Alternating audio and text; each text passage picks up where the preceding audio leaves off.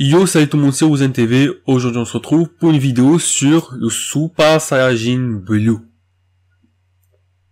Cette transformation est assez compliquée à cerner et n'a pas été clairement expliquée dans le manga ou dans l'anime. Beaucoup se demandent par exemple pourquoi Vegeta a atteint ce stade sans passer par le stade du Super Saiyajin Godo par exemple, et le chapitre 13 de Dragon Ball Super vient encore semer le doute puisqu'il entre en contradiction sur certains points avec l'anime. C'est pourquoi j'ai décidé de faire une vidéo sur cette transformation pour vous en expliquer tous ses secrets. C'est parti.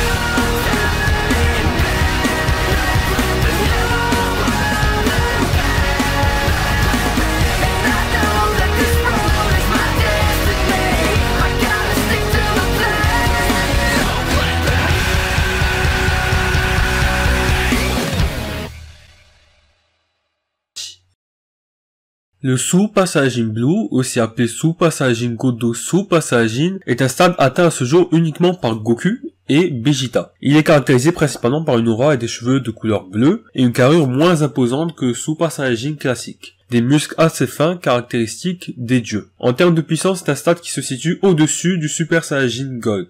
Vegeta et Goku décrivent ce stade comme la forme Super Saiyajin d'un Saiyajin ayant un ki d'essence divine ou vulgairement la forme Super Saiyajin du Super Saiyajin Godo. Avant de continuer, faisons un petit rappel de ce qu'est un dieu dans Dragon Ball. Un dieu dans Dragon Ball est une entité qui possède un ki dit divin. Perceptible uniquement par les autres dieux, il peut également ressentir le ki des autres dieux. En ce qui concerne Goku, suite à son rituel, qui lui a permis de devenir Super Saiyajin Godo, celui-ci au cours de son combat contre Beerus absorbe le mode God et garde sensiblement la même puissance qu'en Super Saiyajin God alors qu'il ne l'est plus. Il est soit en normal, soit en Super Saiyajin. À ce moment, il acquiert un ki d'essence divine. Vegeta, c'est assez différent. Il va s'entraîner avec Whis intensément pendant 6 mois et apprendra également à percevoir le ki des dieux et par ce biais, même si dans un premier temps il n'aura pas de forme divine à proprement parler, il possédera un ki d'essence divine, soit un ki qui lui permet de sentir le ki des dieux sans pour autant en être un véritablement. On peut se demander pourquoi il possède une puissance à peu près équivalente à celle de Goku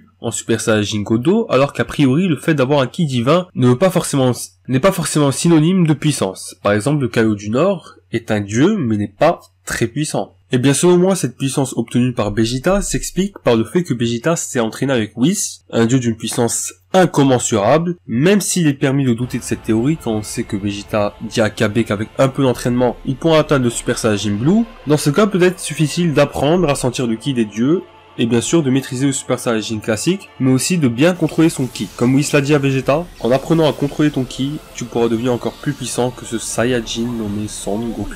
Après avoir bien maîtrisé ce ki d'essence divine, Goku et Vegeta vont pouvoir manifester leur aura divine dans leur forme Super Saiyajin. C'est là que naît le Super Saiyajin Blue. Dans le film Fukasu no F, en regardant le combat Goku normal vs Frieza, forme finale, on en déduit que Goku en forme normale a gardé sa puissance de Super Saiyajin Godo comme durant son combat contre Beerus. Mais après les 3 ans d'entraînement dans la salle de l'esprit et du temps, les choses sont assez différentes. On remarque que Goku et Vegeta possèdent une puissance assez réduite en forme normale et se transforment de nouveau en Super Saiyajin classique. Mais par moments en forme normale, dans du contenu que je pense est HS, Vegeta et Goku retrouvent cette puissance phénoménale entre guillemets divine. Par exemple, Copy Vegeta a éclaté Goten Super Saiyajin 3, ce qui montre bien que Vegeta avait un ki d'essence divine à ce moment-là. On peut donc en arriver à la conclusion suivante. Après les 3 ans d'entraînement, Goku et Vegeta ont mieux maîtrisé le ki divin et peuvent désormais le dissocier du ki dit normal. En d'autres temps, ils peuvent rester en normal ou Super Saiyajin, comme ils peuvent décider de repasser en normal God, donc avec la puissance Super Saiyajin Godo, ou en Super Saiyajin Blue, donc la forme Super Saiyajin, cette normale-ci. On peut alors se demander pourquoi ils ne restent pas constamment en mode God alors que ce mode est plus puissant.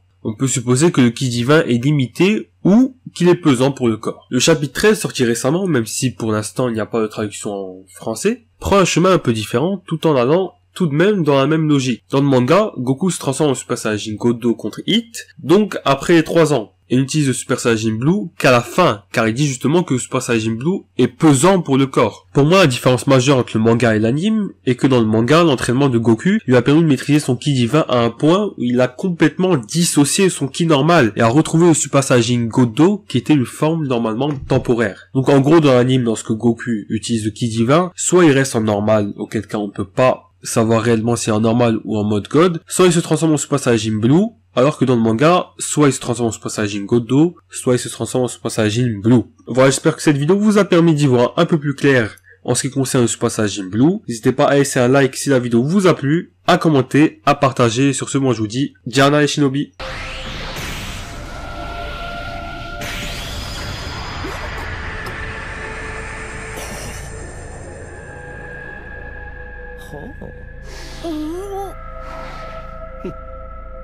まさかこの短時間でここまで来るとは。ビルス様が一目置いただけのことはありますね。